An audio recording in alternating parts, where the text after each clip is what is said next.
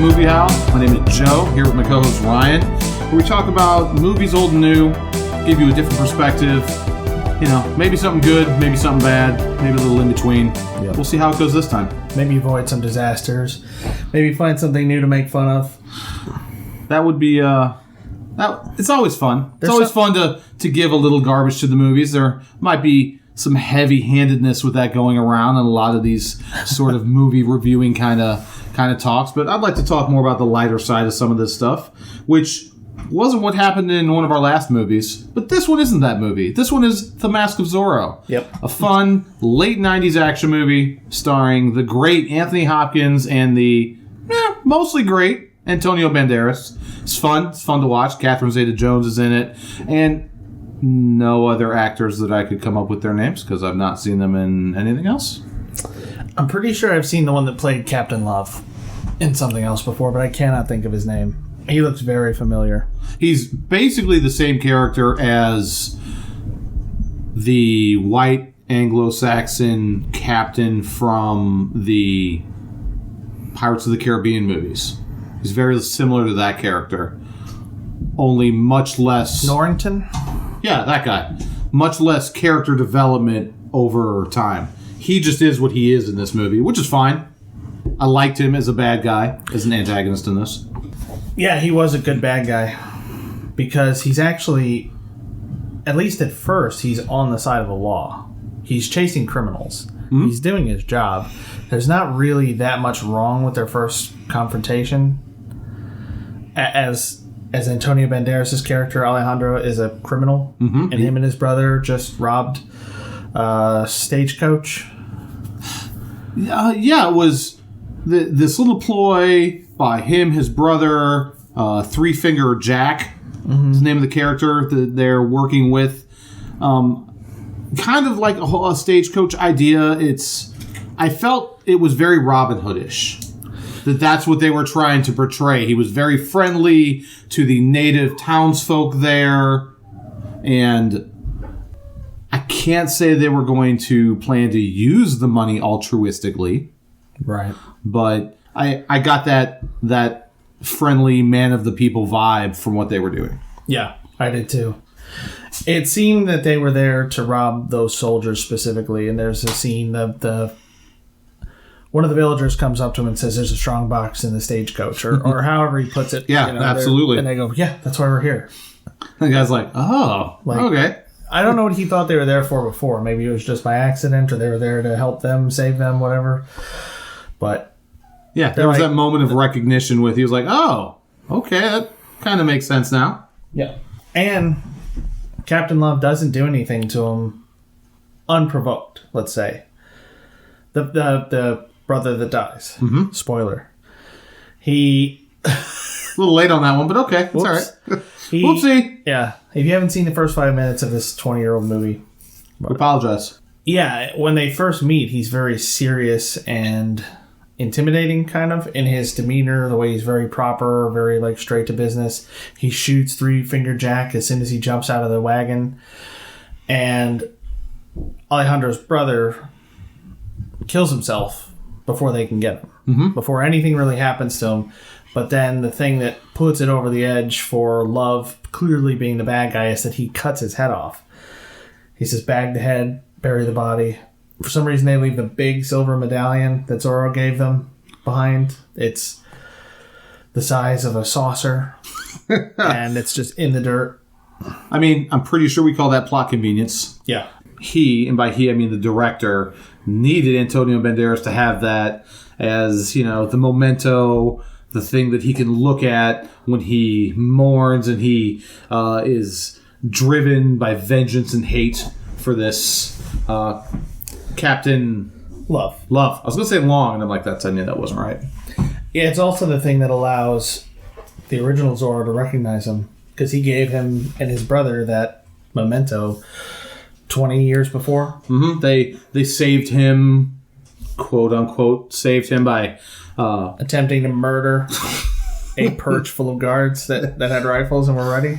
By pushing over a statue on the corner, like this gargoyle type statue that you would assume has been affixed to the corner of that building so as not to be just knocked over by a strong breeze, and these two young adolescent boys can just shove it.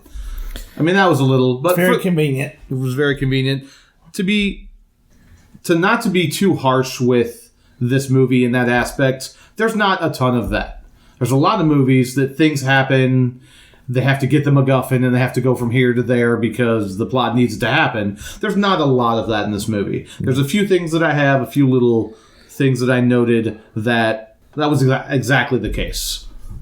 But for the most part, it's well done. It's directed well, acted well, and as long as you're not looking for too much into it, I mean, it's a fun action movie. It is. This is different than a modern superhero movie in a couple ways, and one of them is that it's trying to be simple. It's not trying to set up a universe. It's not trying to tie into any other stories. It's telling the story it has to tell. It has a definite beginning and end point that they're going for. You know, every MacGuffin, everything that's in it, there aren't that many, like you said. There's really, you know, the mask is a thing he's trying to get. It represents him being ready. The medallion is a thing that Zorro gave him as a kid, but we also find out later that the circle pattern is basically representative of that training circle that they use in the movie that represents when you're going to be prepared to do whatever you're going to do. Prepared to take on the mantle of Zorro, which is no small feat. Yeah, and go after your own vengeance. He kept telling him, don't worry about finding Captain Love. He'll be in your circle soon enough. I also think that a major difference is kind of how grounded it is, if that makes sense for a movie like this, a superhero movie, because that is basically what I would call it. It is basically what it is. There's no CG, like you said, for the most part, there's not a lot of stuff that's really over the top or outlandish. Most of it are smaller, kind of more intimate moments or action scenes. When he's fighting those guards in that bunkhouse, he's trying to take that horse and he fights those guards. That feels... I mean, it's fun. It's very fun to watch. It's very well choreographed. It doesn't rely on a lot of special effects. At least, it doesn't rely on a lot of special effects that are not practical things happening on set. It doesn't rely on a lot of explosions or CG. Not that that was really available back then, but it also doesn't rely on huge stakes. I like that there are so many moments in this movie where it's just him trying to get away. He's not there. You know, the end part of the movie, the main thing that they're trying to finish at the end, does have huge stakes, and there is that, you know, ticking clock sort of thing to it. But it doesn't have that level of intensity through the whole thing. A lot of it is just missions. That's what it feels like. He's going on missions and he's trying to get out of it afterward. Yeah, and it wasn't... He didn't just become Zorro. He had to work. I mean, obviously, you gotta have a montage. Training montage, which I like that kind of thing in these movies. I like those in the Rocky movies, things like that. I like those. And it was... you want to see your hero struggle. There has to be... If there's no struggle, there's no growth. Right. And I like that speaking of growth, I like that it wasn't just a montage of him getting stronger, learning to fight, whatever. It was him learning lessons, learning to be patient, learning to put his emotions aside, learning not to attack out of anger, learning to sort of take on the characteristics that a hero like Zorro needs to have. It was one of the things told to him by Diego de la Vega, which was Anthony Hopkins' character, the original Zorro, as it was in this, that if you're going to take on this mantle, it's not about your revenge. You're doing this for the people. That's why I did it back then. If you're going to do this, that's why you're doing it. You're not doing it because of this one man and you want to get revenge on him, which he surely did. But it was competently done. The way they brought everything out, and had it set up, the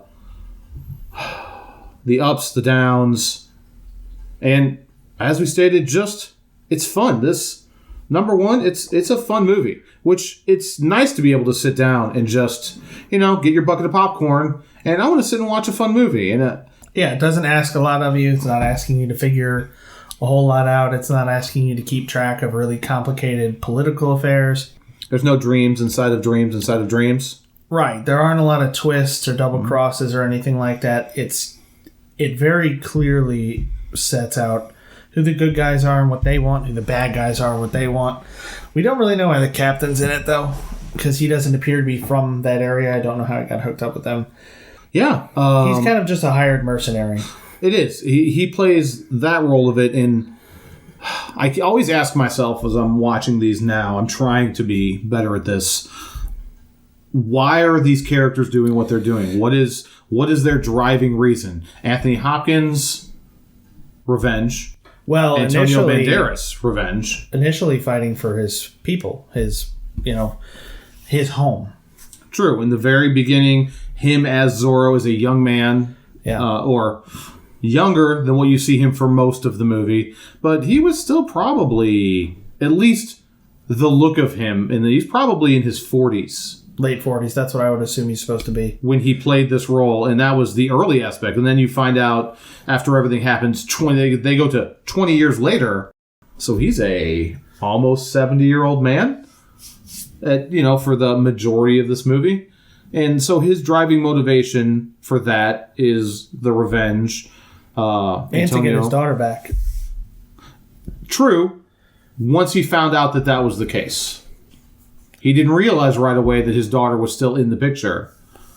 As he's imprisoned, all he could think about was getting back to Raphael, the main villain of the movie. Did you assume that the daughter, Elena, was dead? No. I mean, did you think that his assumption was that she was dead? Because I assumed he knew his daughter was alive. When he gets that knife out, when Raphael first shows up on the shore. Right. I didn't assume that he stopped from killing him because he was surprised to see his daughter there. I assumed it was because he was going to spare her seeing that. He didn't want to do it in front of her. He didn't understand the relationship. I don't know. There's never an explanation of that. What his thinking was about his daughter, because he gets imprisoned in this wagon to be taken away. His wife has just been killed, and his mortal enemy is carrying off his infant daughter. Yeah, that baby looked like she was about 4 days old. That was a real small baby. Real small baby. Yeah, but they don't go into any sort of what he was thinking about that. As you said, it's not super deep. It's deep, but it doesn't try to be anything other than what it is. Because it has some deep moments to it. It does. There's Anthony a lot of Hopkins, things that... we're talking about that he told Diego told Alejandro, "You're Zorro now. You have to put your stuff aside." Alejandro says back something like, "Well, what about you? Like, you're seeking out your own revenge while you're training me and having me put my stuff aside?" And he basically says, "My time's over. I did that. All I have left now is to try to get my daughter back." Yeah. Alejandro's all mad. Well, what about for the people? He's like, that's basically, he says, well, that's why I gave it to you. Yeah.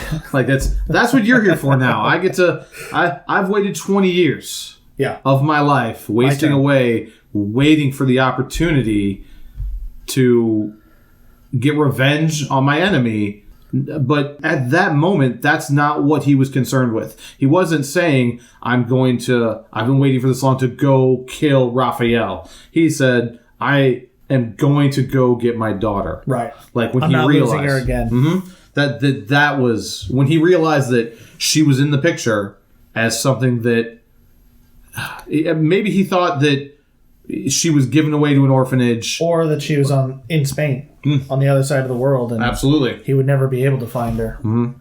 So maybe that's what that was. That look, like, oh, she's here. There's a chance now. Yeah, there's some, as we said, not super deep, but some important things in the movie. Some dramatic things that, can make you feel for these characters. And that's one of the things. They take these characters, there's things that happen to them, loss, painful things, and it can make you feel for them, whereas some movies, you just don't. You want to, you're supposed to care for these characters, but based on how they've been introduced, shown to you, shown everything that they can do, whatever, you just don't. This isn't that. You actually begin to care for the characters in this because it's well done. Yeah, something that I've noticed with movies now is that a lot of the dialogue has to be complex. A lot of the character interactions they try to make complex, and it makes them seem really unrealistic. And I think the movie feels real as it can, given what it is. I don't know if you've ever watched Smallville. Smallville was the king of this. Like, that was the show that would do this constantly. Every episode, there were characters who would drive huge distances to deliver one line. Somebody, Clark shows up, walks into Lex's house, tells him, "You're not going to get away with this. You need to stay away from my friends." Lex Luthor looks at him. "Clark, I don't know what you're talking about." And Clark's like, "We'll see about that," and walks out. After they established in the first season that Metropolis and Smallville are about 6 hours apart, later on, in later seasons, they're close enough that they can commute. There are people living in Smallville commuting to Metropolis, but yeah, it's this thing where, and a lot of movies do this, where people will travel somewhere to have this dramatic scene, and it's clearly just a scene. I don't want to say it's a moment because it's not a natural thing the two people would do. If you and I were pissed at each other, I'm not driving 20 miles over here just to come up to your door. You open it. I'm like, "You leave my friends alone." And you're like, "You get off my porch." I'm like, "Well, okay then." And then I go back home. That's just not how things work. I always like to imagine the scenes after that, after they have that confrontation. It's like, "Can I use your bathroom? I drove a really long way to get here and confront you about this." But in this, all the interactions, except for one, they seem fairly normal. And I like that you can see the kind of intellectual game that Alejandro is playing when he's pretending to be the noble. Mm-hmm. The nobleman, the Don, or whatever it is he's supposed to be. He's measuring out carefully what he's saying. He's insulting certain people. He's pouring honey into the ears of those who need that. Yeah, and he's being rude to the people that he's supposed to be rude to. He's not kind to Anthony Hopkins as his assistant. He acts the way he's supposed to act. Mm-hmm. But he has this, there's the scene after Alejandro and Elena dance where Raphael comes down the stairs and kind of separates them, and he's upset because of the way they were dancing together, because of the intensity of it. And then Alejandro diffuses the situation, just as like, "Oh, wow, the girls here are so spirited." Mm-hmm. Or the way your daughter dances is so spirited. And so the way they dance in Spain. Right, and that takes it away from it being Alejandro's problem, but then he still tries to diffuse it further by, like you said, pouring honey in his ears, trying to say the right things. Unrelated to that, he's not apologizing. It's exactly like what Anthony Hopkins says when he's telling him how to behave. You say one thing, you think another. And when Raphael turns and walks away anyway, Alejandro has this like, "Oh man, I blew it, look." And then he turns back around. It's the interactions and the way they talk to each other. They just feel a lot more real than somebody showing up, saying a vague line. There's a lingering shot on their face, and then it skips to the next scene. Most of the conversations have a logical beginning and end point. They actually make sense. They feel like something real people might have actually done in that time, or at least in a world where the events that we're watching are possible. Yeah, it fits with the characters in the story. You feel like they are being true to themselves. Like, this is how they would act. This is how they would respond. This might be what they would say. The only one that seemed really out of place was Captain Love. It was after they shoot Three Finger Jack in the mine, or at the dig site. Okay. And Alejandro turns him over and looks at him, and there's that look of recognition between him and Three-Finger Jack, but they don't say anything. Mm-hmm. Very small. And very then small Love moment. knows something's up. So he asks him to come meet him. And he says, maybe some other time. And he goes, no, today. Alone. So he shows up, and he has a drink in his hand, and he goes, oh, I'm sorry, I didn't offer you anything. Pulls out a big jar with a head in it. And there's only been one person decapitated in this movie so far that we know of. Yeah, he's clearly doing it to test him, but it seems so bizarre and over the top because up until this point, with the nobles, with the Dons, it's been very civil. Even when there's something going on, they speak to each other in a very civilized way. And this dude busts out a head in a jar. Then a hand in a jar. And he offers him a drink. And Alejandro keeps his composure. You know, they talk about it. He makes a joke, well, I would fire my housekeeper if I were you. And then he asks who the head is. Also, that head was fresh. That was not water in that jar. I'm is he drinking formaldehyde? Like, I'm not sure exactly what was going on because water is not gonna. This isn't, a preservative. Right. This isn't the bog in the Lord of the Rings with the dead people floating in it. The Gollum saves them from. It's not that. This is a head that you're keeping in a jar. It has been in a jar. There's no actual time stated for how much training he does and that. But we're assuming it was more than a day. It's a very small gripe, but yeah, it seems like that head was just put in there, like just removed the next day, put in this pot of water. But I would assume it's been a year. Maybe. I mean, Raphael's doing well. He's mined a lot of gold. A lot has happened since Raphael arrived. Diego got out of prison and found Alejandro and started training him. So that scene is the only one that I really have any kind of problem with because it's very strange. He just brings him there to show him this head in a jar and see how he reacts. I think he wants him to snap. If it's really his brother, he assumes he's going to just lose it. And then he's got him. Mm-hmm. But he doesn't. And he leaves with this line. He says, maybe someday I'll see the world through your eyes. Because they're talking about this custom of some particular tribe they're talking about. Yeah, some ancient civilization, Aztecs, whatever. I don't think that's what they used, but... And they said they would consume the flesh, cannibalize the flesh of their fallen enemies because they thought it would give them their power. The eyes, especially, were most coveted. And then he ends with that line. I did think that it was... Whereas I agree, that would have been out of character for any of the Dons in the movie who you said had interacted with each other in a fairly cordial manner, even though they were, at one point, fairly upset with Don Raphael because when he comes back to the shores of America, when he comes to California, and there's a crowd there for them, they're welcoming him, he kind of took a little shit on them. Yeah, he throws him under the bus. He says the Dons are content to just cheat you. Mm-hmm. But I thought it was in character for Captain Love. I believe that it was in character for him. It was just strange given the context of the rest of the movie and how everybody was interacting with each other. It's just such a confrontational thing to do when they had been fairly cordial. Even though they were kind of taking little jabs at each other before. It's a long way to go from making snide remarks at each other to pulling out the head in the bucket. I mean, you're right. And it's just the only one of those where it's like, come here, and he's there for a very, very short amount of time. But boom, here's his head in a bucket. What do you think about that? He goes, fire your housekeeper. I'm out of here. Bye. That's it. Mm-hmm.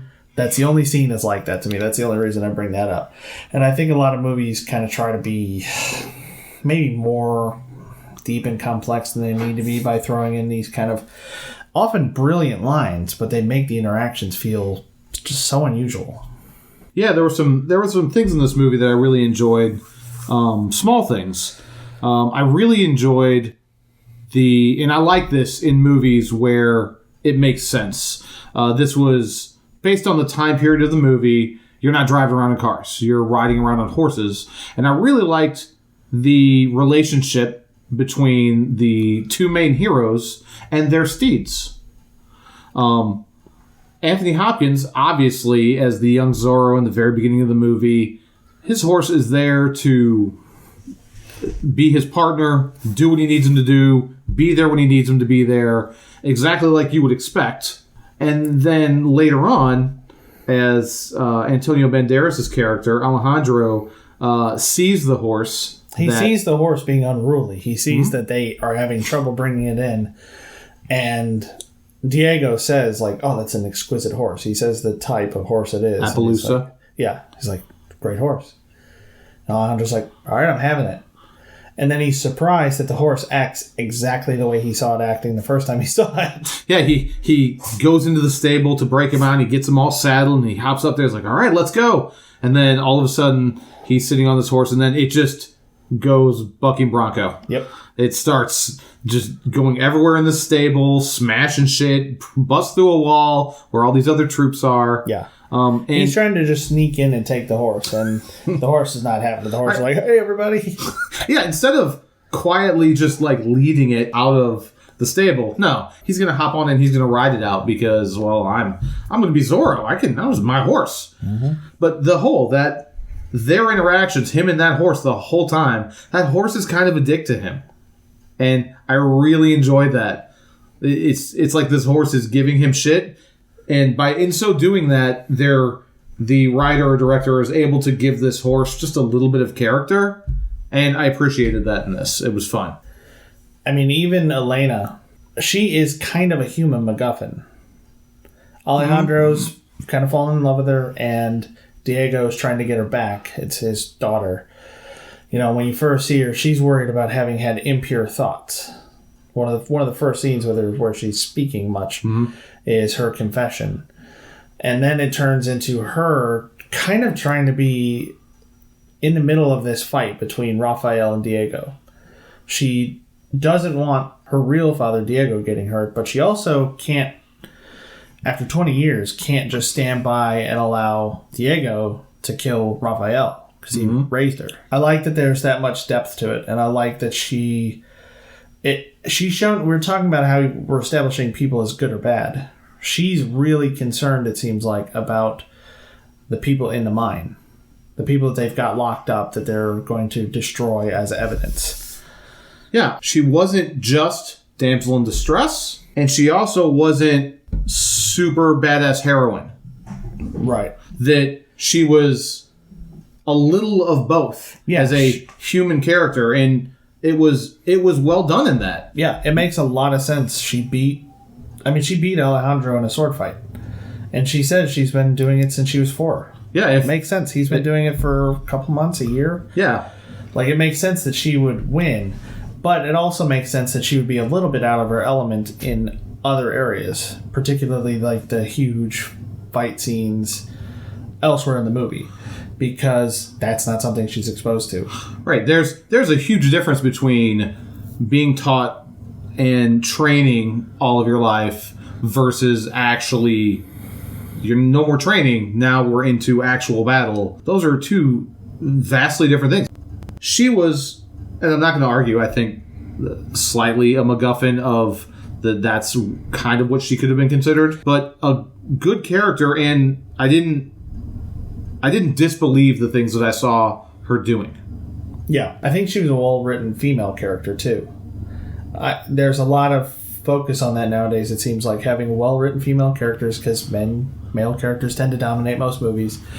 But I think she's a good one. I mean, there are a lot of them that don't have a lot to do. They are just an objective, or they're just there as a plot point, or whatever. But she's active. I mean, she takes an active role. She guides how the movie turns out. She guides the interactions between Diego and Raphael. She beats Alejandro. She is very important to it, while seeming, like you're saying, like a real person. She doesn't just turn into a badass. Yeah, as at the end, and because they have to have it's an action movie, so they're going to have a big action set piece at the end of the movie. I mean, that's standard fare for this, and this was, for the most part, well done with that. I enjoyed the conclusion, the fights between Diego and Raphael, Captain Love and Alejandro, but she didn't jump into either of those like she's going to all of a sudden be this awesome sword fighter who's going to go and start fighting all these, the low-level peons that you would say. Right, like Rey in the new Star Wars movies. Not that I want to get into Star Wars. There are things I like about them. There are things I don't like about them. But the thing that never made sense to me for those movies is Rey's living on Tatooine. I think so, right? yeah. She's living in the middle of nowhere. You know, she's shown living on her own. She has some survival skills and things like that. But as soon as the stormtroopers start just barraging the area that they're in, she knows what to do, which is weird because it's not something she should have been exposed to before. Finn was there. He was a stormtrooper. You know, they make these jokes in the other movies that he was just a janitor or whatever, but he was also on the front lines with Kylo Ren in, like, the first scene of that movie. So he would be used to that sort of thing. So it would have made more sense for him to be sort of the Diego for that and guide her into it. And then after a little while, she gets used to it, and then she becomes the badass. That would have made a lot more sense than her just immediately knowing what to do and leaping into action. Like we're saying here, Elena does not just immediately know what to do. She does not immediately do the same thing Zorro's doing. Right. She has her skills that she's learned because it's something her father wanted her to learn, or that Raphael wanted her to learn. She looks around at the situation and says, all right, well, I'm not going to be part of that fight. I'm not going to be part of that fight. But look at all these people. Here's something I can do. Yeah, let me try to save these people. Right. She actually does something like it's something the character does that makes sense. Like, I'm not going to run and do this. I'm not going to run and do that. I'm going to go take care of this thing that nobody else is doing.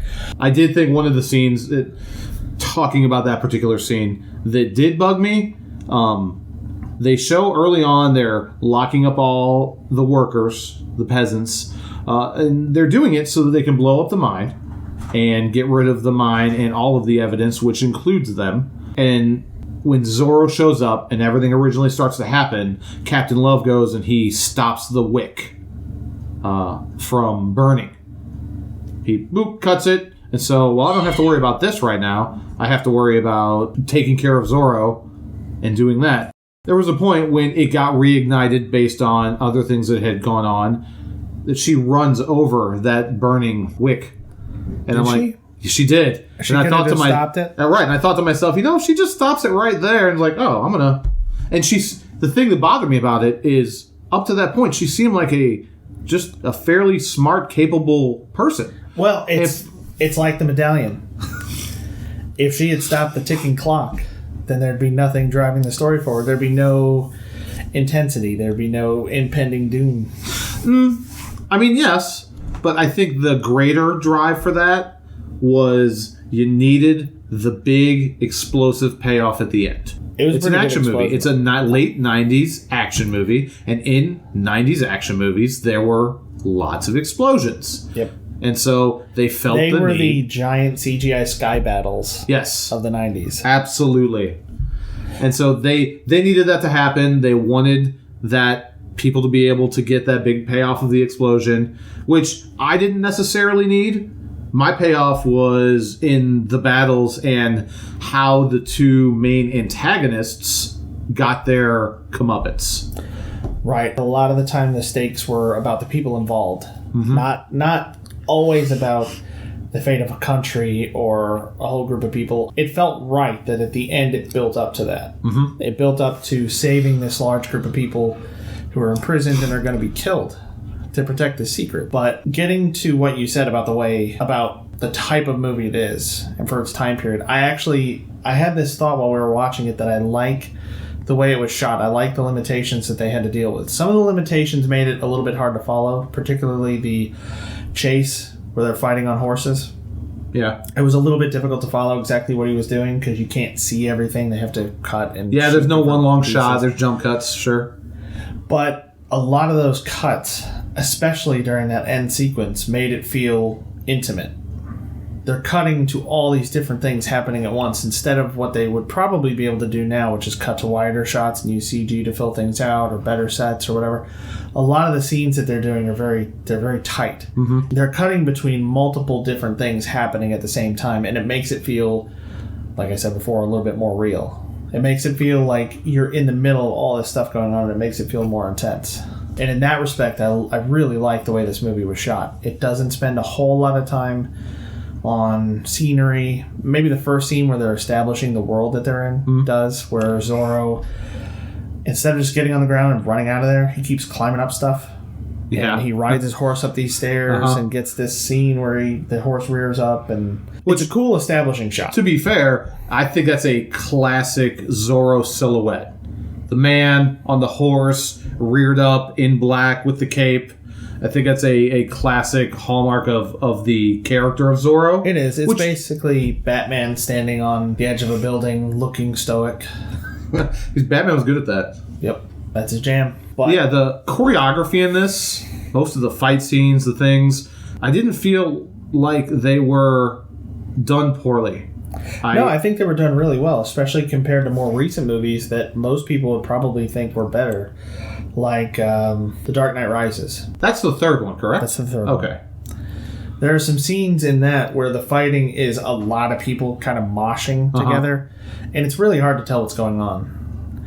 And if you go back and watch those movies now, that's an argument that I had in favor of Ben Affleck as Batman. Batfleck, the fight scenes, I mean, they were way over the top, but that's kind of how Batman's supposed to be. It really felt like a live-action version of the Arkham Asylum games, whereas the Chris Nolan movies, as great as they were, there were a lot of jump cuts, there was a lot of shaky camera, and you couldn't really see what was going on. In this one, I mean, the camera was dead on. And yeah, they were sword fighting. They were swinging around. Yeah, it was choreographed well. It was shot well. He used practical effects. And it's I think that was kind of at the height of when they were doing that really well. I don't mean this movie in particular, but I mean this type of movie. I think if you want like the height of fight scenes, you probably need to watch some of the Bourne movies or, Daniel Craig Bond movies, whatever. Yeah, I like those style movies. A lot of the fighting Jackie Chan, Jet Li, Donnie Yen. I really enjoy those and the fight scenes and watching that stuff because of my particular background. But I do not like, and I 100% agree with you with this, some of the shaky cams, the jump cuts, it takes away from a good fight scene, I think. There are scenes in a lot of these movies where really they're just flailing around. Yes. They're not really doing anything. They're just kind of swinging. There were some... Okay, I don't want to say that just straight up say this movie is without any faults. There are some things that happen in it. You had mentioned one that for plot convenience. For plot convenience, there's the medallion and the fuse.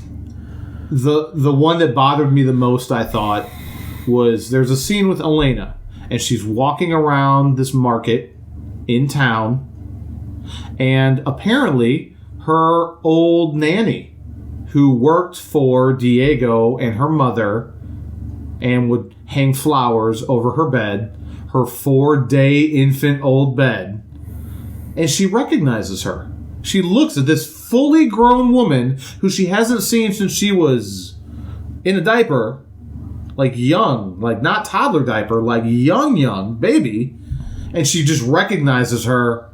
And she tries to give her a present, and she tries to tell her some stuff. That was one that bothered me. But it came back later on in the movie when Diego, after he has the conversation with Alejandro about, I have my own personal thing that I have to go do, and that this was what he had to go do. He had to go find his daughter, and that gets brought up again. And that's why, obviously, that other scene had to take place, so she could be like, well, wait a second. This lady in the marketplace, she said his name. Is that... And that's how it really sinks in. Yeah, without that scene of her and that old woman, she there's no reason for her to believe anything that the steward of Alejandro is saying. That's how she sees him. She had the scene with him with his horse, and it was nice. It was a nice little conversation. Scene. They got a little bit personal. It was a nice scene. Yeah, he served Alejandro. Right, so there'd be no reason for her to believe any of that except for the scene where she talks to this woman in the town. So overall, I would say this is a pretty good movie. It holds up a lot better than I thought it was going to. I kind of had these memories of it from a long time ago, and I thought this is going to be goofy. It's going to be a little bit like the Tim Burton Batmans when they started to go off the rail. It's. I just don't think it's going to hold up that well, but it really did. I'm surprised. There are no bat nipples in this. Yeah. It is, and because of the things that we talked about before, the practical effects, the way the choreography is, the camera work, it does hold up well. Unlike other movies from this time frame that inserted CG, and you go back and look at them now, movie like Spawn or something, which I personally happen to think was very enjoyable, didn't do super well. But you go back and look at those now, and some of those effects and things that they did, they do not hold up. It's also a period piece, so nobody's driving around in a 94 Ranger or something else that dates it to the way it is. Nobody's using a Nokia. Not that we saw. I mean, they might have had it on set or anything like but that. They hit it well. And you know the time frame it's happening in because they're discussing actual dated things that happened in U.S. Mexican history. And I guess that would be my one last gripe with this movie would be that the intro is a big title card that you have to read. You don't like that? I don't know how I feel about it. It makes sense because, like you said, they're giving you historical context, but there might be a better way to do it. I mean, I feel like it's that or it's exposition. Yeah. And I don't mind those. I don't necessarily need the full rolling Star Wars. I have 4 paragraphs of stuff that I need to read.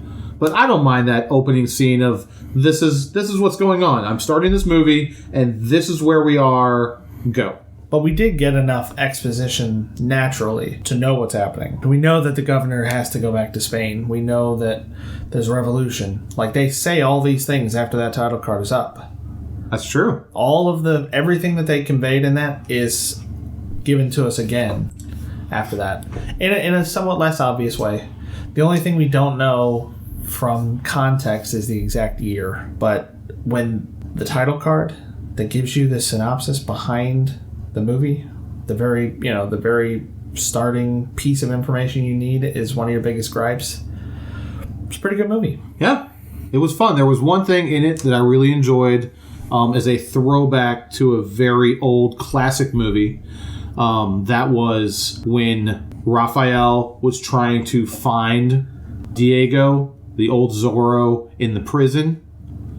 And the guard calls, and he's like, whoever of you is the masked vigilante knows, show yourself now. And it was the old throwback to Spartacus. Yeah. Which I enjoyed that. That was an old movie from way back in the day. If you haven't seen it, I recommend seeing it. The original, not the TV show that they came out with, which was okay, but not the old classic movie. And I enjoyed that they put that in there.